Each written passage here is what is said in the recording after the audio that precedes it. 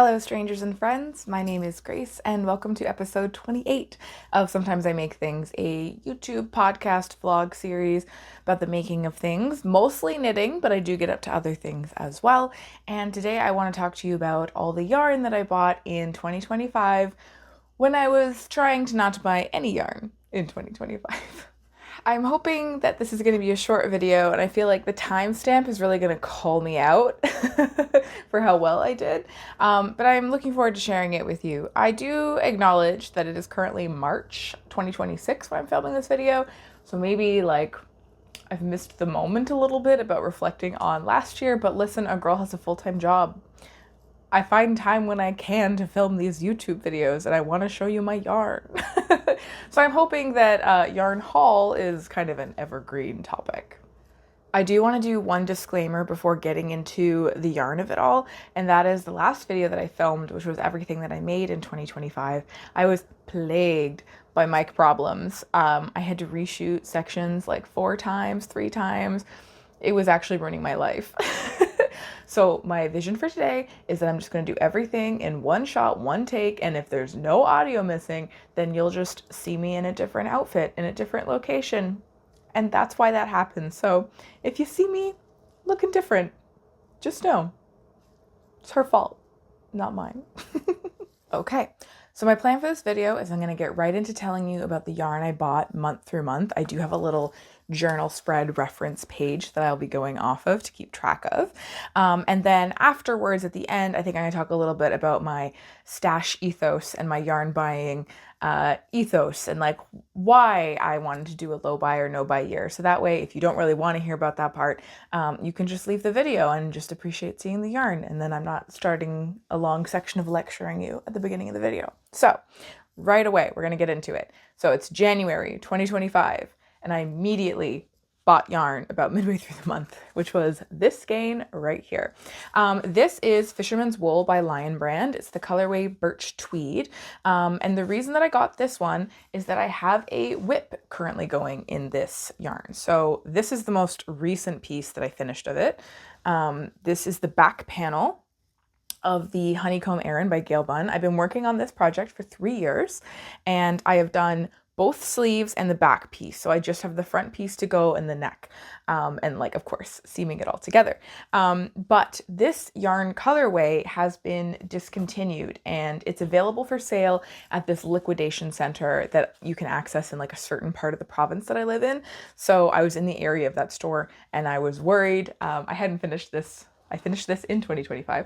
I hadn't finished that piece yet, so I was worried I was going to run out of yarn. So I was like, you know what? I'm just going to buy an extra skein while I can. I'm pretty sure stashed away, I have like 4 skeins of this. I definitely have way more than I need to finish the project. So I'm going to have skeins left over. So this was kind of a silly purchase in a way because I definitely didn't need it. It's also a different dye lot than the other skeins that I have. I think I started off, I had bought 6 skeins. 6 skeins is not enough to knit a cable sweater of the size that I wanted. So I did need more, but I definitely didn't need as much more as I bought. I think I've gone back like 3 times to buy this same yarn. So this was January. I bought 1 skein and it was related to an active whip. Okay, February and March 2025, didn't buy anything. This is Milo, by the way. He's going to be joining us. April 2025, I went to a new to me local yarn store with my cousin. They were hosting a knit night, and one of my goals for 2025 is I wanted to go to an in-person knit night. So I was checking off a goal for my crafting of that year, and I had a really nice experience. So I did end up buying a skein of yarn there because I wanted to support this new yarn business. And this was a very interesting and unique skein that really caught my eye, and the whole time I was sitting there knitting away on my sock, I was staring at it. So this is by Ancient Arts Yarns, which is a Canadian yarn company. The name of the yarn is Land's End Revival Fingering, and this is an interesting base in that it's like a mix and match kind of base. Like I think they do different blends depending on what's available at the mill. So this particular one is 49% wool, 34% mohair, 11% nylon, 4% acrylic, and 2% silk. It definitely has the feel of a very like rustic sock yarn, and I think it's gonna hold up incredibly well to wear, especially with like 15% of synthetic fibers and then a little bit of silk and then a good quantity of mohair. I think these are gonna hold up really well. It really makes me think of the painting Starry Night by Van Gogh. So yeah, I'm very delighted by this. I'm very excited to knit this yarn up. I did a lot of sock knitting last year. I'm not really interested in knitting socks this year, but I think whenever I do decide to cast on a pair of socks, it's going to be this guy right here. And I think I'm probably going to do Hermione's everyday socks because I think the knit pearl texture of that sock will lend itself really well to this particular yarn. So that was in April. Also in April, I went on another trip with a friend to a yarn store, which is a Knitting Loft in Toronto. And I bought her some yarn for her birthday to get a project going. And then she bought me a skein because my birthday is also at a similar time. But I also bought some supplemental skeins. So this is Antigone. It is 100% linen. And this colorway, let's see if I can find it, is Jardin. So French for garden is my best understanding.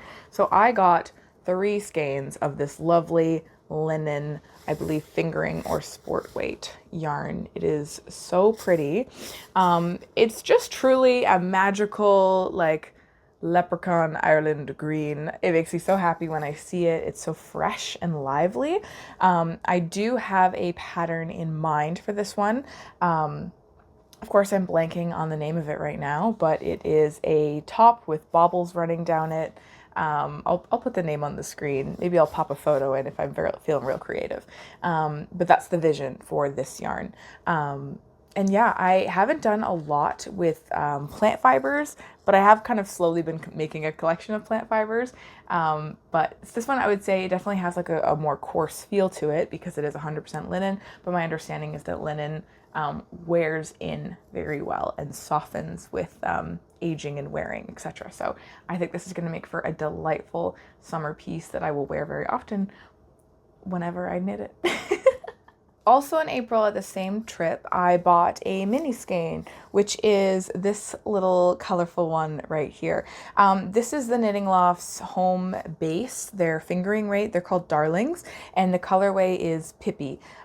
So there she is. She got knit. 20-gram skein was a good amount for. This is the Star Scarf by Tori Yu.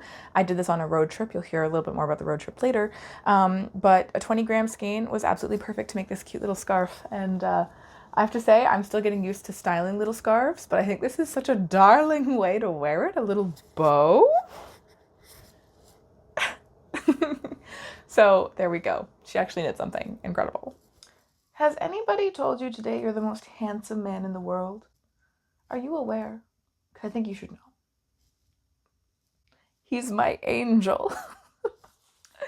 Okay, so we're getting into May 2025, and I went to the Fergus Fiber Festival with my mom, and that is a truly lovely yarn show. It's one of my favorite ones that runs each year because it's outdoors. So it's in the main street of Fergus, Ontario, and they shut it down. They set up a bunch of booths. They have bagpiping band that plays, a marching band, I guess, but they have bagpipes. That's what I'm excited about.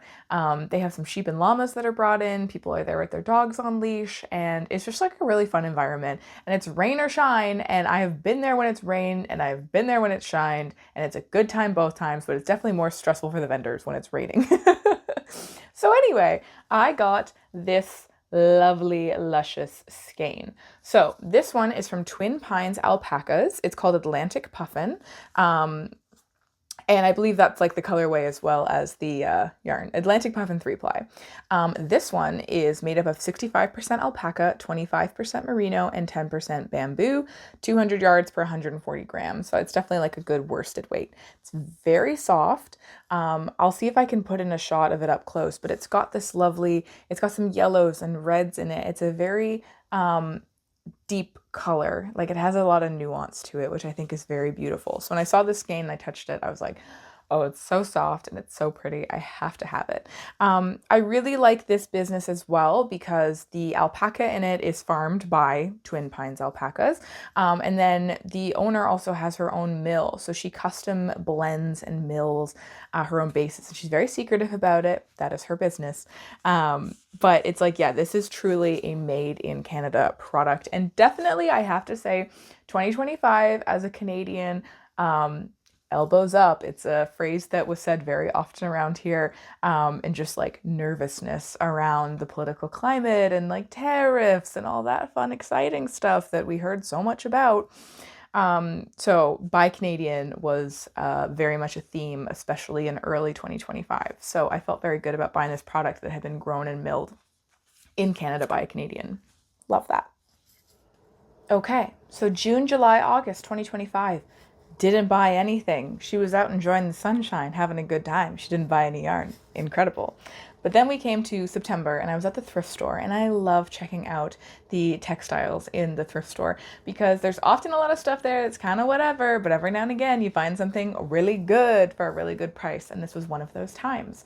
So thing with thrift store yarn, make sure that you do everything you can to kill off any bugs that might be living in it. You know, do the freezer technique. I've seen people use the oven as well, but that's my disclaimer. Look into it. I got this, but I also got this crinkling bag, and this and this.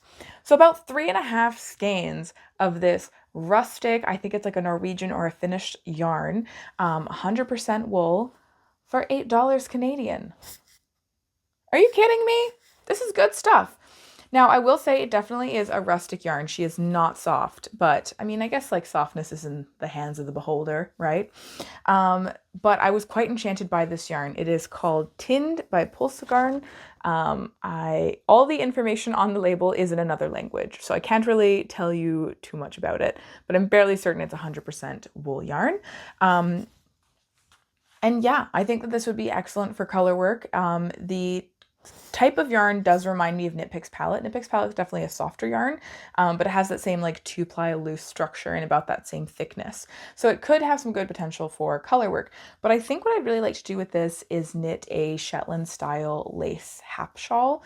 I just think that's an incredible project as a knitter to make and complete, like truly a magnum opus to do a Shetland lace shawl.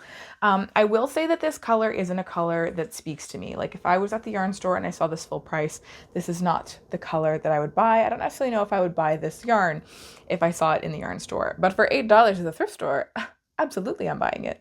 So I do kind of like the idea of over dyeing this, maybe like a deep brown or something like that. Because I do like purple, but again, this is just not my particular shade of purple. It has a lovely heathering to it, so maybe over dyeing it would be really a tragedy. But yeah, that one I'm not 100% sure what I'm going to get up to with this, but I do really like the idea of doing a very traditional knit with this very traditional style yarn. $8. Can't expect a woman to walk away from $8 and that much yarn. I mentioned earlier that I knit this lovely little piece on a road trip in October, and we are now at October in our calendar review of 2025. So, in October, my dad and I did a road trip out east to the Atlantic provinces of Canada. So obviously, when we're on this trip, we have to go to the yarn stores that are out in that area. Because when else am I going to have a chance to go to the yarn stores that are in Nova Scotia? So we went to the Loop in Halifax and I picked up this lovely luscious skein. This is by Handmaiden. It is their Casbah base, which is 80% merino, 10% nylon, and 10% cashmere. I have not had a lot of cashmere in my stash, so I'm very excited about how soft this is. And the colorway is, I believe, Atlantic Puffin, which is fitting because I also got a puffin themed yarn back in April. So it was the year of puffin yarn. So this dyer, Handmaiden, is based out of Halifax, Nova Scotia, and the yarn store is in Halifax, Nova Scotia. So the yarn store owner was saying that she'll like walk down the street to pick up her fresh batch of yarn to sell at the yarn store. I thought that was very delightful. I have had Handmaiden yarns before. I know they're really good quality and I like their style a lot. So I was happy to support both these businesses and get a memento of my road trip with my dad, which honestly, that road trip was so nice. I think about it all the time. go on a road trip with your family, make some memories. Yeah, no, it was honestly the best possible thing that I could have done with my time off in October. So this is very much a memento yarn. I think that I would like to make a textured scarf with this, like maybe something involving a dip stitch. I believe Creabea has a pattern called the Torrens scarf, and I think this kind of variegated yarn could be a lot of fun to do some sort of dip stitch scarf situation. And because it's has cashmere in it, like I'm not really interested in doing socks with this. They would just get torn up. It's very soft. So I think an accessory is the move with this, and I think a cute little scarf is the vision.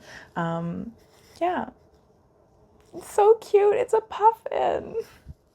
In November, didn't buy anything. December 2025, I bought a mystery bag. So I don't have anything to show you for that, but I really like getting these mystery bags from the Knitting Loft. They're 500 grams of, I guess, yarns that didn't sell or like odd dye lots, and they're just trying to move stock out. So you don't know what you're getting, you just know that you're getting 500 grams of fiber. So I really like getting one of those as a birthday present for myself. I have a video of me opening one in 2025 as my birthday gift, which was very fun.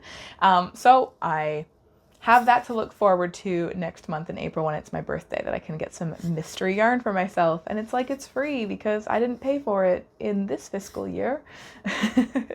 So that one's also, I'm counting as a yarn purchase, but I don't have anything to show at the moment. So as you can see, definitely made a number of purchases in 2025, but they were often related to mementos. I was out with friends or family. I was doing something like I think the thrift store yarn is really the only one that was just like, oh my God, look at that, I should get it. A lot of the yarn is tied to memories of spending time with people, so I value that and I appreciate having stories to go with my yarn, as opposed to just buying it impulsively. I like that it's connected to those stories. I did the math, added up, and I spent around $265 Canadian on that amount of yarn that I just showed you, which is significantly less than what I've spent in previous years. So I did appreciate that I, cut my spending in half from previous years when I've been a bit more impulsive with the purchases that I've made. So all in all, I do feel like it's a win. The one thing that I will say, as you may have noticed, is that I haven't knit with any of that yarn in 2025. This little mini skein made it into a project, but otherwise, all that yarn that I purchased, none of it's been used yet. And that's kind of the crux of why I want to do low buy or no buy as much as possible. I am very much a planner in advance. I like to know what projects I have and get the yarn for it. I have a queue all set up on Ravelry of things I've been excited about for multiple years at a time. And buying new yarn, it just kind of feels like it's going to the back of the line. Like, when am I going to actually have time to knit with this? It's very, very rare that I impulsively will buy something and cast it on right away. I can't really remember the last time that I did that. So I very much I have a queue, I have a line.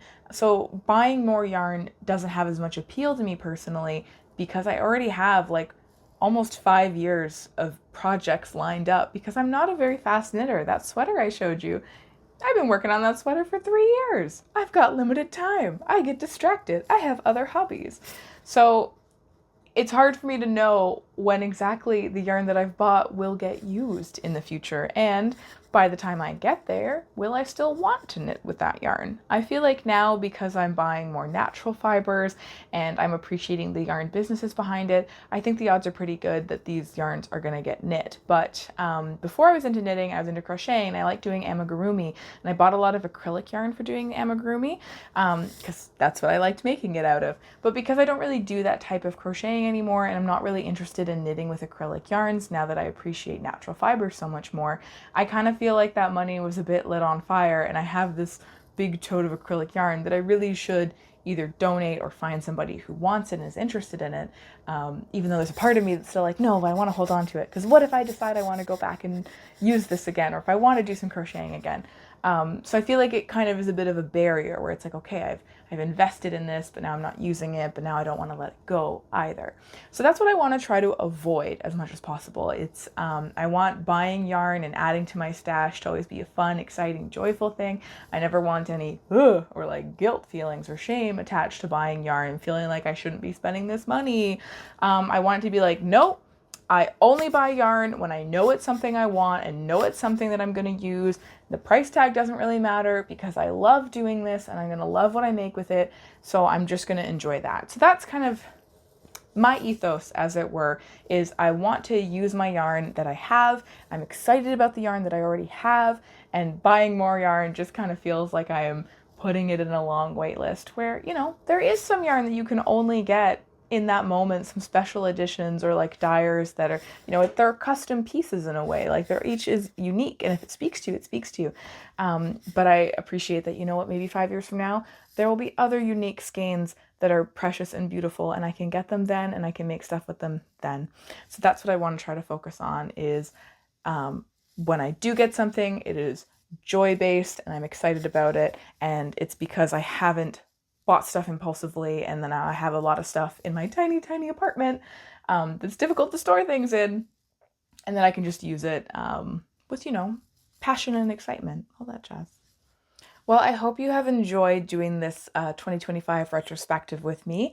If you have any ideas for things that I should knit with the yarn that I got, or if you have any comments or thoughts, please put them down in the comment section. I'd love to have a little conversation. That is one thing that I really appreciate about posting on YouTube and posting on Instagram and sharing what I'm making, is having a chance to connect with people and talk and share. So if you have any thoughts about having a stash, or what way you like to organize your stash, or your yarn buying plans for 2026, please let me know. I'd love to chat with you about it. If you enjoyed watching this video, I do have a playlist of other videos that I have made, so I'll put a little link here if you want to check out some of my previous works. I've been doing this, I think, now for almost 4 years, 3.5 years, and it's been really fun. I'm definitely not super consistent. I feel like my goal is if I can do one video a month, that's awesome. Very rarely does that happen. I'm a little sporadic, but you know, she's busy, she's doing things. So I hope that you will watch those videos and subscribe if you'd like to see what else I get up to. I like to share what I'm making with the yarn that I have, so maybe you'll get a chance to see these beauties into something in 2026. On that note, thank you very much for spending time with me, whether it's morning, afternoon, or evening for you. I hope you have a lovely rest of your day. Take good care of yourself, and bye for now, friends.